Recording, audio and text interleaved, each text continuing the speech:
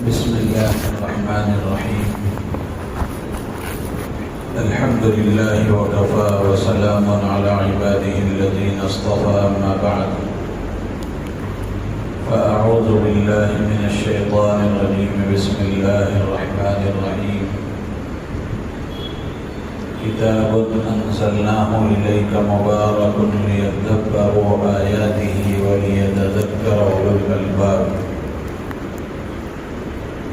وقال الله سبحانه وتعالى: أفلا يتدبرون القرآن أم على قلوب أقفالها. صدق الله العظيم. وقال النبي صلى الله عليه وسلم: إن الله يرفع بهذا الكتاب أقواما ويضع به آخرين، أو كما قال عليه الصلاة والسلام. محترم بزرگ و عزیز دوستو،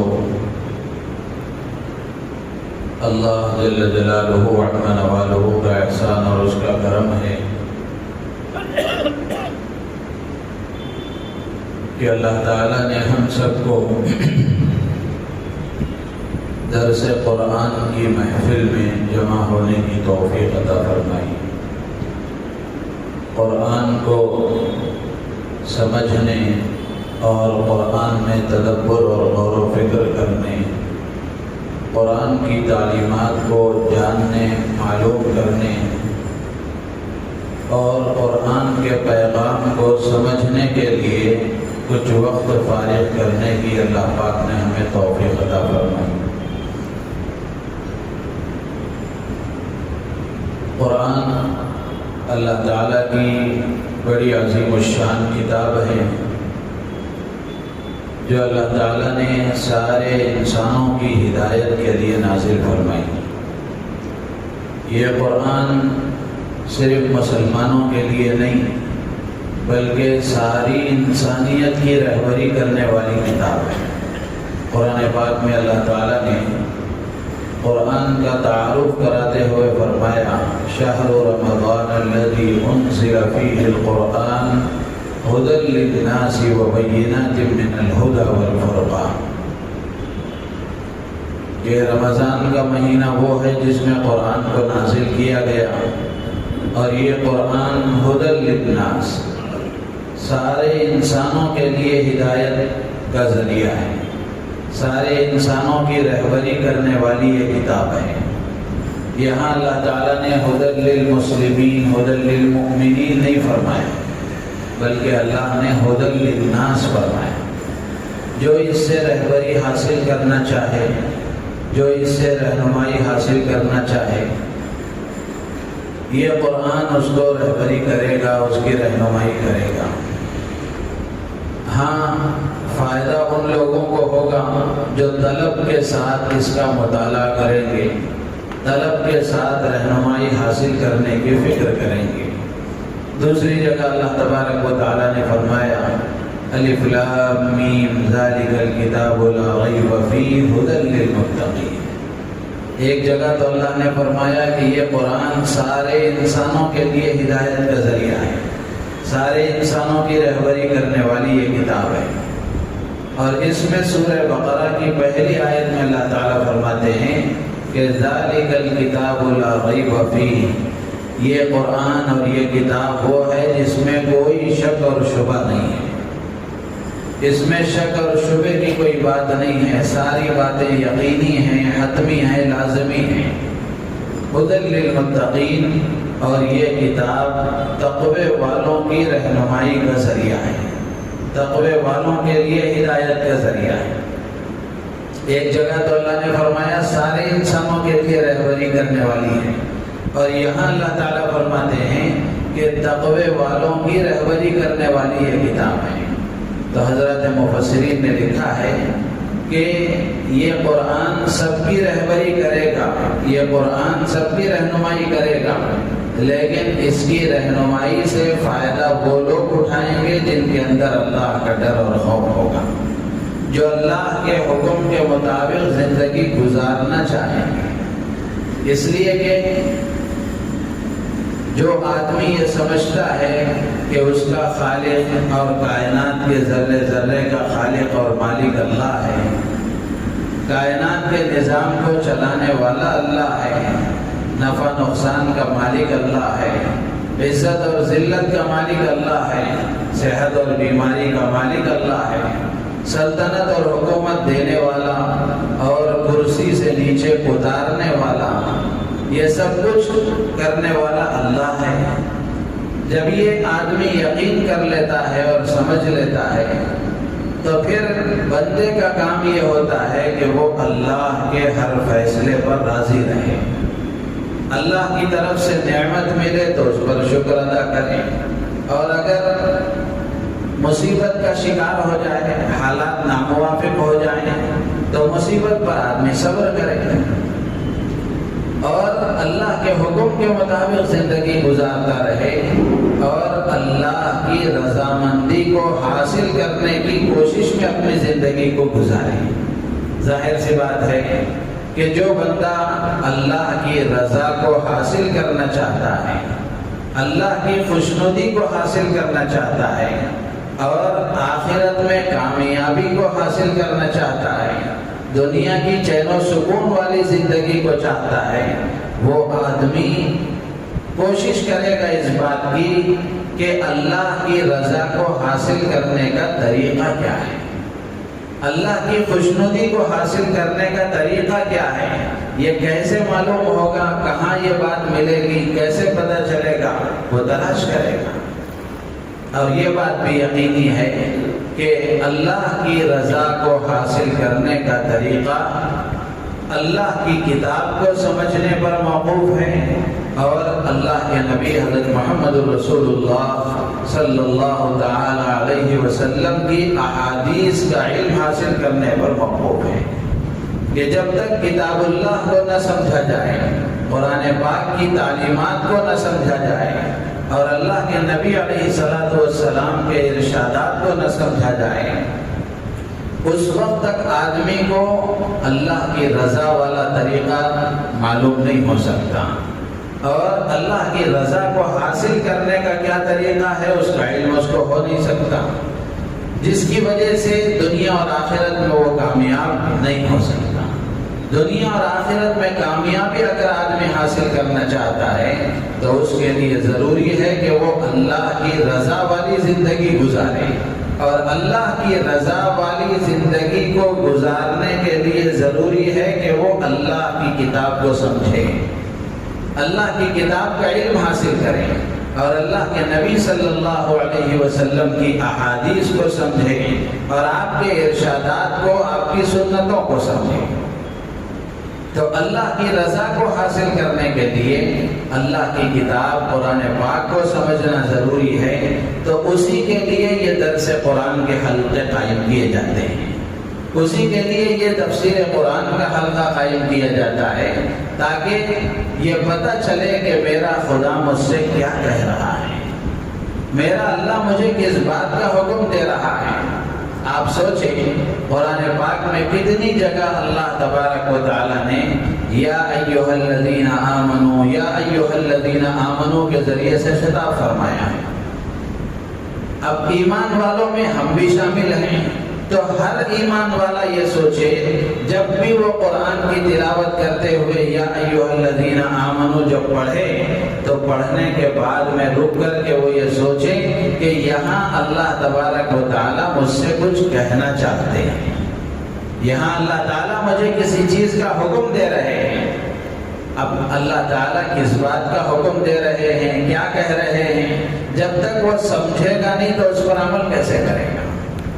تو اس لیے کتاب اللہ کو سمجھنا، اللہ کی کتاب قرآن پاک کا علم حاصل کرنا اور اللہ کے نبی حضرت محمد رسول اللہ صلی اللہ تعالی علیہ وسلم کی احادیث کا علم حاصل کرنا، یہ دونوں ضروری ہیں۔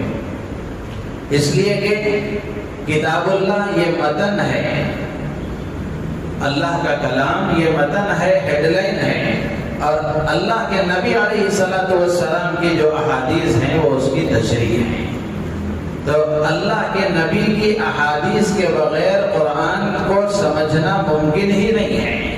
قرآن جائے گا اللہ کے نبی علیہ السلام کی احادیث اور آپ کی تشریحات کے ذریعے سے۔ قرآن میں اللہ تبارک و تعالیٰ نے اس بات کو بیان فرمایا کہ لِتُبَيِّنَ لِلنَّاسِ مَا نُزِّلَ إِلَيْهِمْ۔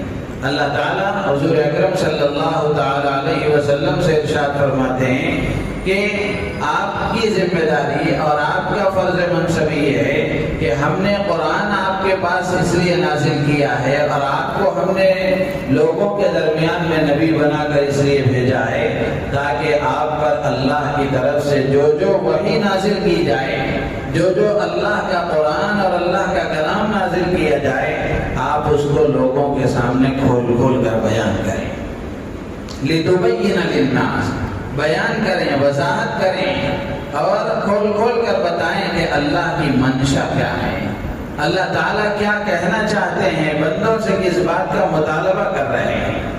تو اس لیے اللہ کی کتاب، اللہ کے نبی علیہ السلام کی احادیث کے بغیر اس کو سمجھا نہیں جا سکتا جب تک اللہ کے پیارے حبیب صلی اللہ علیہ وسلم کی احادیث کا سہارا نہ لیا جائے اور آپ کی احادیث کو نہ دیکھا جائے۔ تو اس سے معلوم ہوا کہ اللہ کی کتاب اور اللہ کے نبی علیہ السلام کی احادیث، ان دونوں کا علم حاصل کرنا ضروری ہے ایک مسلمان کے لیے اللہ کی رضا والی زندگی گزارنے کے لیے، اللہ کی منشا کو پہچاننے کے لیے اور اللہ تبارک و تعالیٰ کی رضامندی کو حاصل کرنے کے لیے۔ تو اس لیے میرے عزیز و دوستو بزرگوں، اللہ کا کلام قرآن پاک اللہ نے ہمارے درمیان میں عطا فرمایا ہے اور اللہ کے نبی علیہ السلام پر نازل فرمایا ہے، تو یہ قرآن ہمارے لیے اللہ کی بہت بڑی نعمت ہے۔ امام غزالی رحمۃ اللہ علیہ نے لکھا ہے کہ دنیا میں دو نعمتیں سب سے بڑی ہیں، ایک نعمت ایمان کی ہے اور دوسری نعمت علم الہی کی ہے۔ یہ دو نعمتیں سب سے بڑی ہیں۔ تو قرآن کا علم یہ اللہ کی بہت بڑی نعمت ہے۔ تو اس لیے قرآن سے اپنے رشتے کو مضبوط کرنا، قرآن سے اپنے آپ کو وابستہ کرنا، یہ ہم سب کی ذمہ داری ہے۔ تو اس لیے ہم میں سے ہر ایک کو یہ پتہ ہونا چاہیے کہ قرآن کا ہم پر کیا حق ہے، قرآن کا ہم پر کیا حق ہے۔ ماں باپ کے حقوق ہیں، اولاد کے حقوق ہیں، بیوی کے حقوق ہیں، شوہر کے حقوق ہیں، تاجروں کے، مزدوروں کے، ملازموں کے، مالکوں کے، پڑوسیوں کے، حتیٰ کہ اسلام میں جانوروں کے بھی حقوق بیان کیے گئے۔ تو ہر ایک کے حقوق ہیں، تو حق ادا کرنے والے کو لوگ اچھی نظر سے دیکھتے ہیں، اور جو حق ادا نہیں کرتا، حق تلفی کرتا ہے، لوگوں کا حق دبا دیتا ہے، ادا نہیں کرتا، ایسا آدمی معاشرے میں اچھا نہیں سمجھا جاتا، ایسے آدمی کو اچھی نظر سے دیکھا نہیں جاتا۔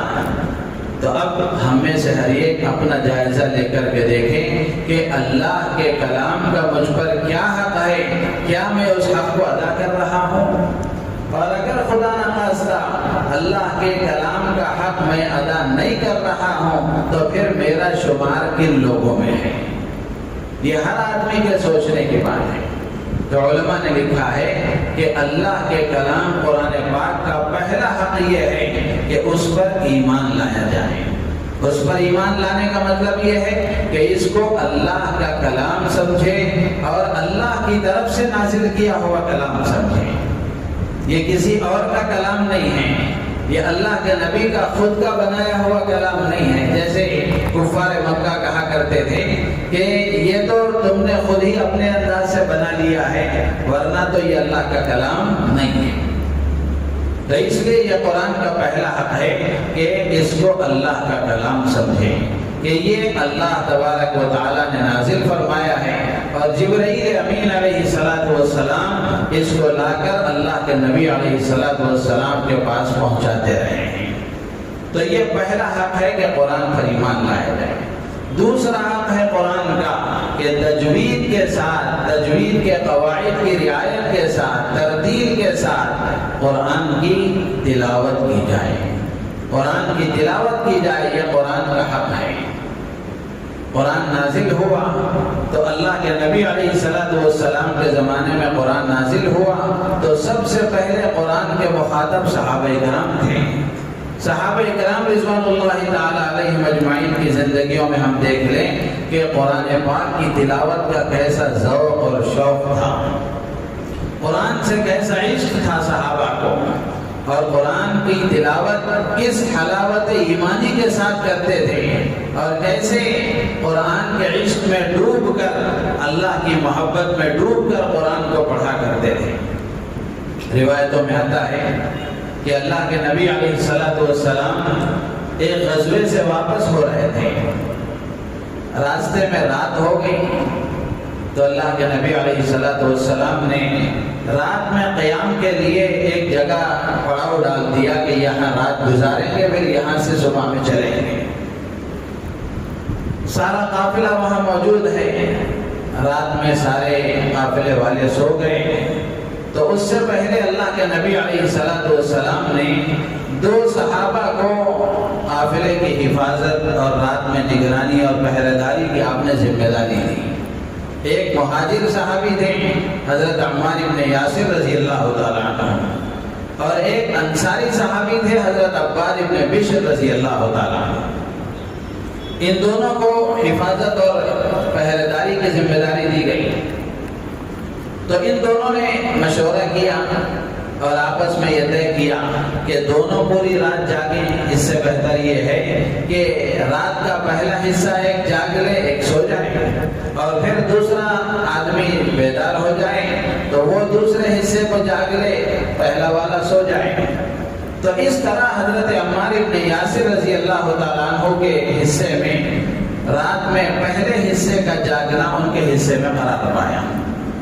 تو حضرت عمار ابن یاسر رضی اللہ تعالیٰ عنہ نے سوچا کہ خامخواہ بیکار بیٹھ کر کیا کرو، تو انہوں نے نماز کی نیت باندھ لی، نماز پڑھنے لگے، نماز میں کھڑے ہو گئے، اور نماز میں کیا پڑھا جاتا ہے؟ قرآن پڑھا جاتا ہے۔ تو حضرت عمار ابن یاسر رضی اللہ تعالیٰ عنہ نے نماز کی نیت باندھ لی اور مزے لے کر قرآن پڑھنے لگے، قرآن کی تلاوت کرنے لگے۔ دشمن کی نظر پڑ گئی، دشمن نے دیکھا کہ کوئی ایک آدمی کھڑا ہوا ہے، تو اس نے تیر برسایا، تیر پھینکا، وہ آ کر ان کے تیر لگا، تو حضرت عمار ابن یاسر رضی اللہ تعالیٰ عنہ نے کوئی حرکت نہیں کی، وہ اپنی نماز میں مصروف ہیں اور قرآن پاک کی تلاوت میں مشغول ہیں۔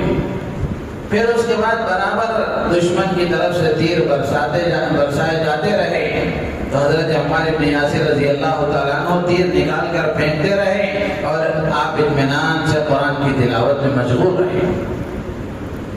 بلاخر آپ نے اطمینان کے ساتھ نماز مکمل کی اور اپنے ساتھی حضرت عباد ابن بشر رضی اللہ تعالیٰ عنہ کو جگایا۔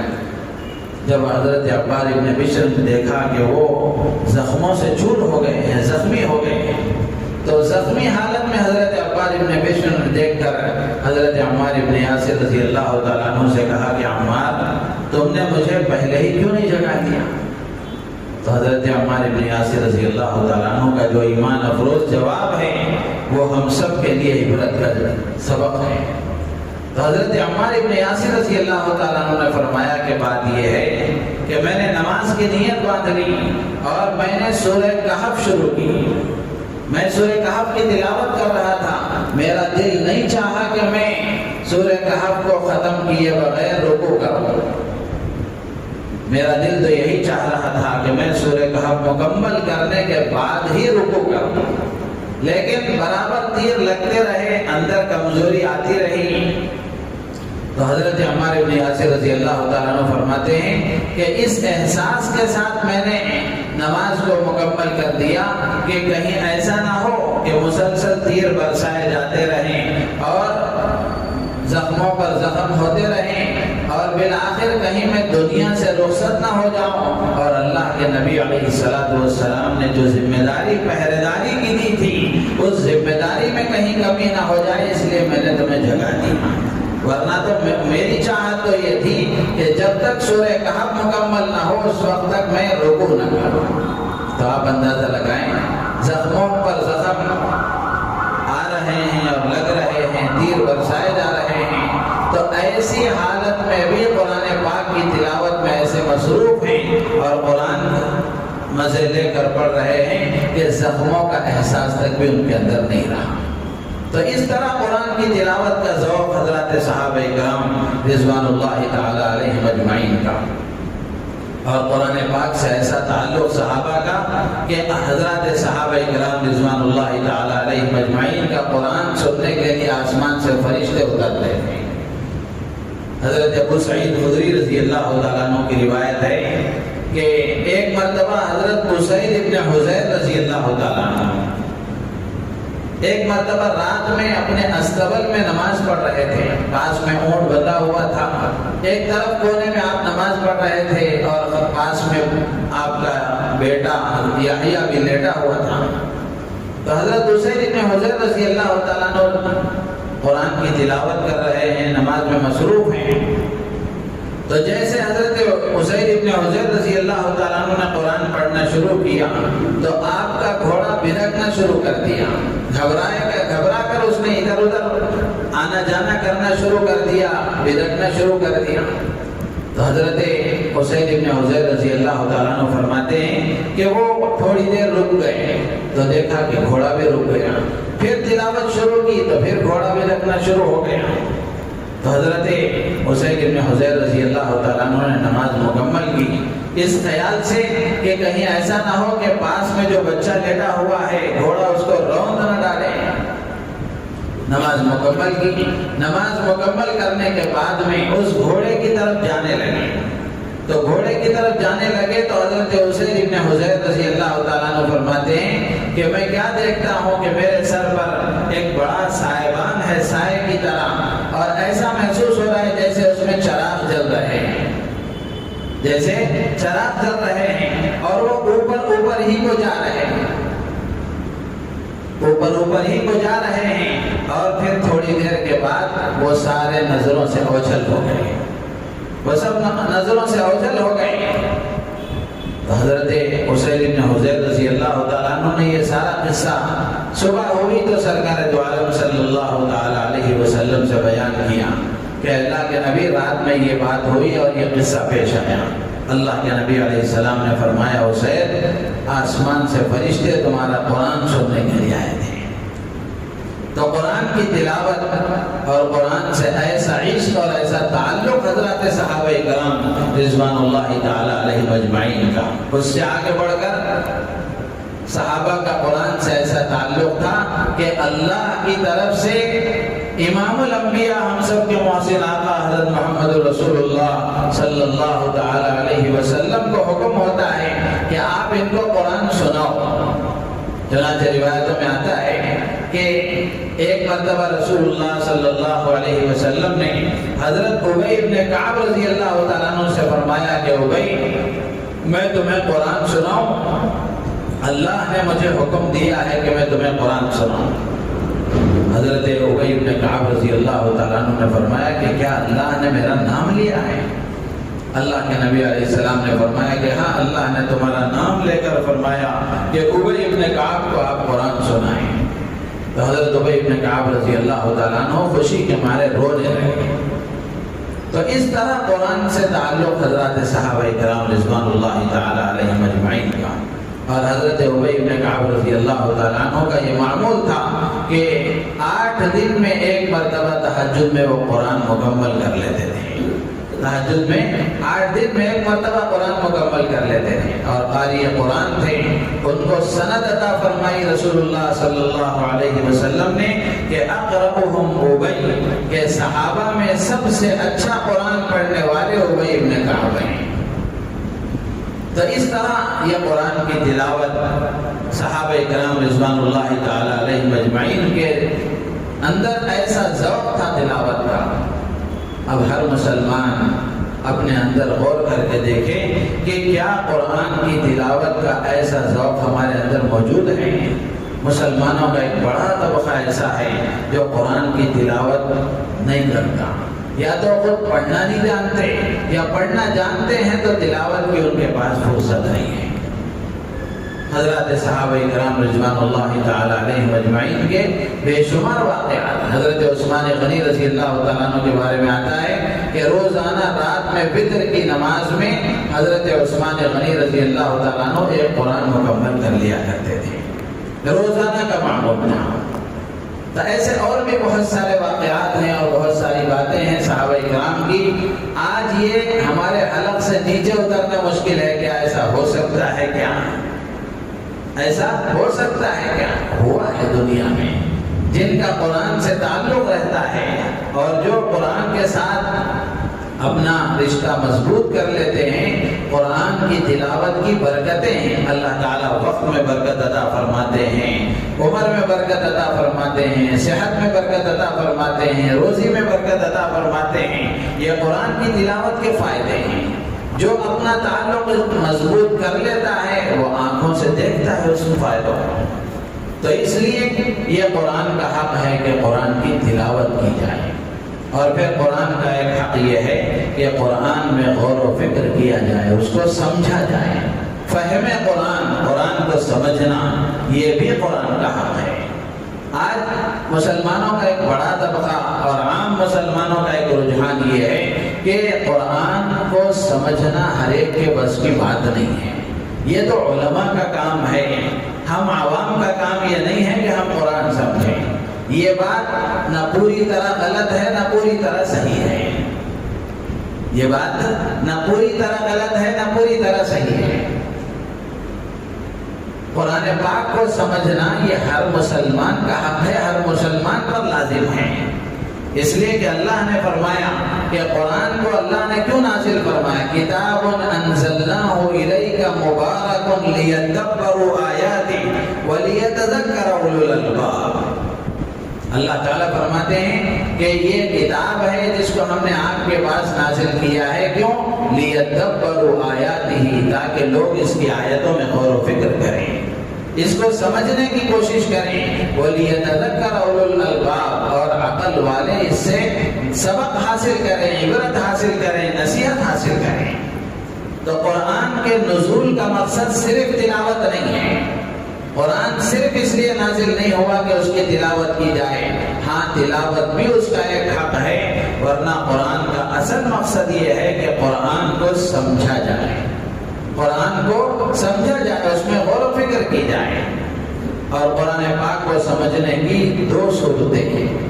قرآن پاک کو سمجھنے کی دو صورتیں ہیں, ایک عام ہے اور ایک خاص ہے. یہ یوں کہہ لیجیے, ایک آسان ہے ایک مشکل ہے. پہلی صورت یہ ہے جو آسان ہے اور عام ہے, وہ یہ کہ قرآن پاک میں جو اللہ تبارک و تعالیٰ نے عقائد بیان فرمائے ہیں, ترغیب اور ترہیب والی باتیں اللہ نے بیان فرمائی ہیں, پچھلی قوموں کے واقعات اللہ نے بیان فرمائے ہیں, فرما برداروں کے ساتھ اللہ نے کیا معاملہ فرمایا اور کیا کیا نعمتیں اللہ نے ان کو عطا فرمائی, اور آخرت میں ان کے ساتھ کیا سلوک ہوگا, اور پھر نافرمانوں کا کیا انجام ہوا, ظالموں کا کیا انجام ہوا, اور ان کی زندگی اللہ کے حکم سے ہٹ گئی اور اللہ کی نافرمانی کے ساتھ انہوں نے زندگی گزاری, تو دنیا میں ان کا کیا انجام ہوا, آخرت میں ان کے ساتھ کیا ہونے والا ہے. جنت کے بارے میں جو اللہ نے بیان فرمایا, جہنم کے بارے میں اللہ نے جو بیان فرمایا, اور اسی طریقے سے اللہ کی مرضی کے مطابق زندگی گزارنے کا جو طریقہ اللہ نے قرآن میں بیان فرمایا ہے کہ ایک مسلمان کو کیسا ہونا چاہیے, ایک شوہر کیسا ہو, ایک بیوی کیسی ہونی چاہیے, باپ کیسا ہونا چاہیے, بھائی کیسا ہونا چاہیے, بیٹا کیسا ہونا چاہیے, ایک مزدور کیسا ہونا چاہیے, ایک ملازم کیسا ہونا چاہیے, ایک پڑوسی کیسا ہونا چاہیے. یہ جو باتیں اللہ نے قرآن میں بیان فرمائی ہیں, اس کو معلوم کرنا, اس کو سیکھنا, اس کو سمجھنا, یہ تو ہر مسلمان کی ذمہ داری ہے. تو قرآن کو سمجھنے کا ایک مطلب یہ ہے کہ ان کو سمجھا جائے. پچھلی قوموں کے واقعات ہیں اور قرآن میں اللہ نے مثالیں بیان فرمائی ہیں, مثالیں دے دے کر اللہ نے بات کو سمجھایا ہے. تو ان مثالوں کو سمجھنا, اس سے سبق لینا, یہ ہر آدمی کے لیے آسان ہے, مشکل نہیں ہے. اسی لیے سورہ قمر میں اللہ نے 4 مرتبہ فرمایا وَلَقَدْ يَسَّرْنَا الْقُرْآنَ لِلذِّكْرِ فَهَلْ مِن مُدَّكِرٍ, ہم نے قرآن کو آسان کر دیا نصیحت حاصل کرنے والا. تو یہاں ذکر کے دو معنی حضرات مفسرین نے لکھے ہیں. ایک مطلب ہے یاد کرنا اور ایک مطلب ہے نصیحت حاصل کرنا. یاد کرنے کے لیے بھی اللہ نے قرآن کے الفاظ کو آسان کر دیا ہے. 5 سال کا بچہ، 8 سال کا بچہ، 10 سال کا بچہ ماشاءاللہ قرآن کو حفظ کر لیتا ہے. تو اللہ نے قرآن کے الفاظ کو بھی آسان کر دیا ہے، اور اسی طریقے سے قرآن کے مضامین کو بھی اللہ نے آسان کر دیا ہے. اگر کوئی سمجھنا چاہے، عبرت حاصل کرنا چاہے، نصیحت حاصل کرنا چاہے، اللہ نے اس کے لیے بھی آسان کر دیا ہے. اور ابھارنے کے لیے اور ان کے اندر شوق پیدا کرنے کے لیے اللہ فرماتے ہیں فَهَلْ مِن مُدَّكِرٍ، ہے کوئی نصیحت حاصل کرنے والا، ہے کوئی یاد کرنے والا. تو ایک مطلب تو یہ ہے کہ قرآن میں جو اللہ نے عام باتیں بیان فرمائی، اچھے اخلاق کی جو تعلیم دی گئی. اچھے اخلاق کیا کیا ہیں؟ سچائی ہے، امانت داری ہے، وفاداری ہے، یہ چیزیں ہیں. اور اسی طرح برے اخلاق ہیں، ان کے بارے میں اللہ نے بیان فرمایا. جھوٹ ہے، غیبت ہے، حسد ہے، دھوکہ ہے، یہ چیزیں ہیں. تو ان سب چیزوں کو سمجھنا یہ ہر آدمی کے لیے آسان ہے. یہ پہلی صورت ہے جو آسان ہے اور عام ہے. دوسری صورت قرآن کو سمجھنے کی جو مشکل ہے اور خاص ہے وہ یہ کہ قرآن کی گہرائی تک جائیں، قرآن کی باریکیوں تک اتریں اور علوم کے سمندر میں غوطہ لگا کر اندر سے موتیوں کو نکالیں. یقیناً یہ ہر آدمی کا کام نہیں ہے، یہ تو علماء کا کام ہے اور مضبوط علم رکھنے والوں کا کام ہے. اور قرآن میں جو احکامات بیان کیے گئے ہیں اور قرآن کی آیتوں سے استدلال کر کے قرآن کے احکامات نکالنا، اس سے استنباط کرنا، یہ عام آدمی کا کام نہیں ہے، یہ تو علماء کا کام ہے. اور قرآن پاک میں ایسی آیتیں صرف 500 ہیں، صرف 500 آیتیں احکامات کی ہیں. اس کے علاوہ 6000 سے زائد جو آیتیں ہیں ان آیتوں میں ساری باتیں یہی ہیں. پچھلے قوموں کے واقعات ہیں، مثالیں ہیں، اور اچھے اخلاق کی تعلیم ہے، برے اخلاق سے بچنے کی ترغیب ہے. اور اسی طریقے سے ایک مسلمان کو، ایک اچھے انسان کو کیسا ہونا چاہیے اس کی ترغیب دی گئی ہے. تو اسی لیے علامہ انور شاہ کشمیری رحمۃ اللہ علیہ فرمایا کرتے تھے کہ قرآن کو سمجھنا آسان ہے، اس کا مطلب یہ ہے، یہ نہیں کہ قرآن کی باریکیوں تک پہنچنا ہر ایک کے لیے ممکن ہے، یہ مطلب نہیں ہے، بلکہ یہ مطلب ہے کہ اللہ کی مرضی کے مطابق زندگی گزارنے کا طریقہ جو قرآن میں اللہ نے بیان فرمایا، اس طریقے کو سمجھنا، اس طریقے کے لیے جو اللہ نے انداز اختیار فرمایا ہے اس انداز کو اختیار کرنا ہر ایک کے لیے آسان ہے، مشکل نہیں ہے. تو اس لیے میرے عزیز و دوستو بزرگوں، قرآن کی بہت سارے مسلمان ہیں ماشاءاللہ روزانہ قرآن کی تلاوت کرتے ہیں، لیکن قرآن کی تلاوت کے ساتھ ساتھ قرآن کو سمجھنے کو ضروری سمجھنا یہ بھی ہر ایک کی ذمہ داری ہے. تو اس لیے روزانہ جہاں ہم 1 پارہ 2 پارہ 3 پارے آدھا پارہ پاؤ پارہ جتنی اللہ توفیق دے قرآن کی تلاوت کرتے ہیں، اس کے ساتھ ساتھ روزانہ قرآن کو سمجھنے کی بھی کوشش کریں. ایک آیت اس کا کوئی ترجمہ لیں، کسی معتبر عالم دین سے معلوم کر کے قرآن کا ترجمہ لیں. جیسے حضرت مولانا مفتی تقی عثمانی صاحب دامت برکاتوں میں ان کا ترجمہ قرآن ہے، حضرت مولانا خالد سیف اللہ صاحب رحمانی دامت برکاتوں میں ان کا ترجمہ قرآن ہے. یا پھر اسی طریقے سے حضرت مولانا عبد الماجد صاحب دریابادی رحمۃ اللہ علیہ ہیں، ان کی تفسیر قرآن ہے. حضرت مولانا یونس صاحب پالنپوری دامت برکاتوں میں ان کا ترجمہ قرآن ہے. ایسا کسی کا آسان ترجمہ قرآن لے کر کے اگر روزانہ 1 آیت کا ترجمہ بھی اگر ہم پڑھ کر سمجھنے کی کوشش کریں گے، ہاں یہ ضروری ہے کہ کسی عالم دین کی نگرانی میں مطالعہ کیا جائے. خود سے سمجھ کر خود سے کوئی کام کرنے کی کوشش نہ کریں، کسی عالم دین سے معلوم کر کے کہ میں قرآن سمجھنا چاہتا ہوں، کون سا ترجمہ پڑھوں، کون سی تفسیر پڑھوں، ان سے پوچھیں، ان سے پوچھ کر ترجمہ لیں، تفسیر لیں، اس کو پڑھنے کی کوشش کریں. اور پھر اس کو پڑھتے ہوئے عالم دین کی نگرانی میں پڑھنے کا مطلب یہ ہے کہ پڑھتے ہوئے آپ کہیں جا کر آپ کو کوئی بات سمجھ میں نہیں آئی، اب اس کا طریقہ یہ ہے کہ آپ ان عالم دین کے پاس جائیں اور جا کر آپ ان سے معلوم کریں کہ یہ بات میری سمجھ میں نہیں آ رہی ہے، آپ ذرا سمجھا دیجیے۔ آپ ان کے پاس چلے گئے، وہ بات آپ کی سمجھ میں آ گئی، پھر آپ آگے چلتے رہیں۔ یہ نہیں کہ پھر آپ خود ہی سے کوئی مطلب اپنی طرف سے طے کر کے پھر قرآن میں آپ مداخلت کرنا شروع کریں، یہ گمراہی کا راستہ ہے، یہ گمراہی کا راستہ ہے۔ اہل علم سے رجوع کرنا اور اپنے مسئلے کو حل کرنا اور جہاں سمجھ میں نہیں آیا اس کو سمجھنے کی کوشش کرنا، یہ منزل مقصود تک جانے کا راستہ ہے۔ تو اس طرح اگر ہم کریں گے انشاءاللہ اللہ کی ذات عالی سے امید ہے کہ یہ قرآن سے ہم رہبری حاصل کرنے والے بنیں گے۔ تو انشاءاللہ اگلی اتوار سے درس قرآن کی ترتیب شروع کریں گے۔ آسان صورتیں جو ہم نمازوں میں پڑھتے ہیں سب سے پہلے ہم ان کو سمجھیں گے، ان کو معلوم کریں گے، ان کا ترجمہ پڑھیں گے اور اس میں اللہ تعالیٰ نے ہمیں کیا پیغام دیا ہے اس کو سمجھیں گے۔ تو پھر میرے عزیز دوستو بزرگوں، نماز میں جب وہ صورتیں ہم پڑھیں گے یا چلتے پھرتے ہم پڑھیں گے تو اس کے پڑھنے میں بھی ہمیں مزہ آئے گا، اس کے پڑھنے میں بھی مزہ آئے گا جب ترجمہ معلوم ہوگا، مطلب معلوم ہوگا کہ اللہ تعالیٰ نے ہمیں اس میں کیا حکم دیا ہے، اللہ اس میں کیا فرما رہے ہیں۔ تو اس لیے یہ کچھ تمہیدی باتیں تھیں جو ضروری تھیں، جو آپ حضرات کے سامنے عرض کی گئیں۔ اللہ تعالیٰ سے دعا ہے اللہ تعالیٰ ہم سب کو ان باتوں پر عمل کی توفیق عطا فرمائے۔ قرآن کی تلاوت کے ساتھ ساتھ اللہ تعالیٰ ہم سب کو قرآن کو سمجھنے کی کوشش کرنے کی بھی توفیق عطا فرمائے۔ الحمدللہ رب العالمین، اللہم صلی علی سیدنا مولانا محمد وعلى آل سيدنا ومولانا محمد وبارك وسلم۔ ربنا آتنا في الدنيا حسنة وفي الآخرة حسنة وقنا عذاب النار۔ اے اللہ ہمارے جمع ہونے کو قبول فرما، کہنے سننے کو قبول فرما۔ اے اللہ درس قرآن کی محفل میں تو نے ہمیں جمع فرمایا ہے، اے اللہ قرآن سے اپنے رشتے کو مضبوط کرنے کی توفیق عطا فرما، قرآن کی ہدایت سے بہرور ہونے کی توفیق عطا فرما، قرآنی علوم سے ہمارے سینوں کو منور فرما۔ اے اللہ قرآن سے اپنا رشتہ مضبوط کرنے کی پوری امت کو توفیق عطا فرما۔ ہر مسلمان کو قرآن سیکھنے، پڑھنے، سمجھنے کی اے اللہ تعالیٰ توفیق عطا فرما۔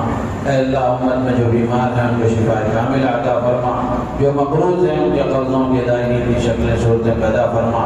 اے اللہ جو بے روزگار ہیں انہیں حلال برکت والی پاکیزہ کشادہ روزی عطا فرما، جو بے گھر ہیں انہیں سایہ دار گھر عطا فرما، جو کرائے کے مکانوں میں پریشان ہیں اے اللہ ان کے لیے سہولت والے ذاتی مکان کا انتظام فرما۔ اے اللہ جو بے نکاحی لڑکے لڑکیاں ہیں ان کے لیے مناسب جوڑوں کا انتظام فرما کر ان کے نکاح کو آسان فرما۔ اے اللہ جو دنیا سے رخصت ہو گئے اللہ کی مغفرت فرما۔ اے اللہ آخرت کے تمام مراحل کو آسان فرما، پسماندگان کو صبر جمیل عطا فرما۔ اے اللہ ہمیں اپنی آخرت کی تیاری کی توفیق عطا فرما۔ اے اللہ ہماری دعاؤں کو اپنے فضل و کرم سے حضرت محمد رسول اللہ صلی اللہ تعالی علیہ وسلم کے صدقے طفیل میں قبول و منظور فرما۔ اللہم صلی علی سیدنا و مولانا محمد وعلی آل سیدنا و مولانا محمد وبارک وسلم برحمتک یا ارحم الراحمین، والحمد للہ رب العالمین۔